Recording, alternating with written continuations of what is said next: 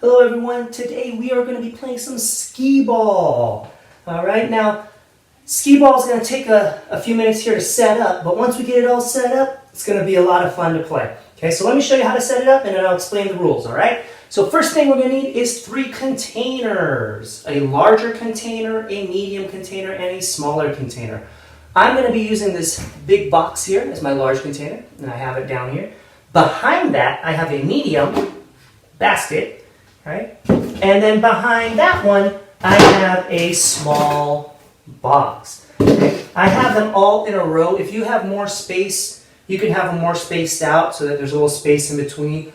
But my space is a little smaller, so I have them all right next to each other. In front of the biggest container on this side here, I have a ramp. Okay? I'm using a binder as a ramp.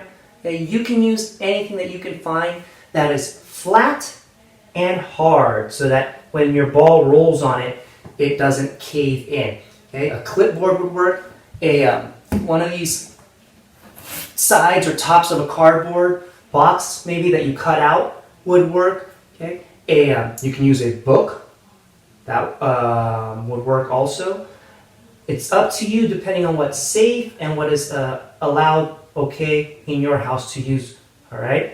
Once you have that ramp, you're going to need to make it angled up. I'm using a stack of books to angle mine up. Okay?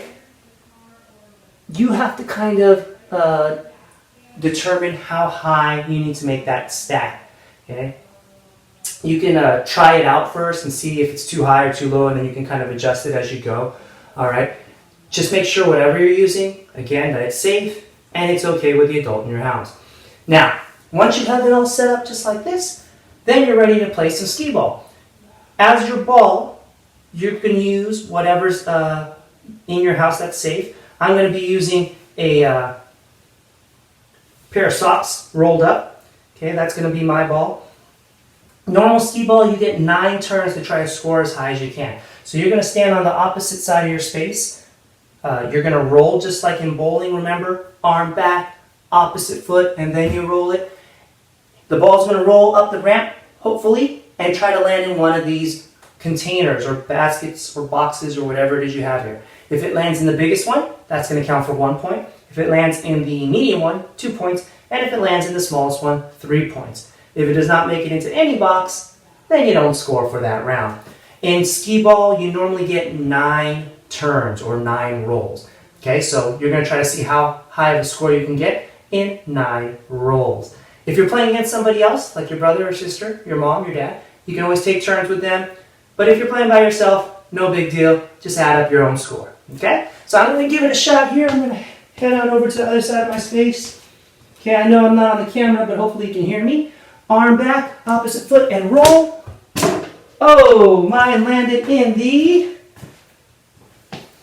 second container, the medium one. So that counts for 2 points. Okay, so I got 2 on that one.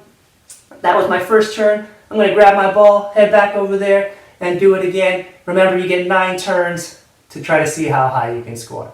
All right? So once you set this all up, go ahead and play 9 rounds of skee-ball, okay, against somebody else, by yourself, it doesn't matter, and see what's the highest score you can get. Don't forget, when you're done, make sure you fill out the Google form, make sure you do your stretches, and I'll see all of you next time.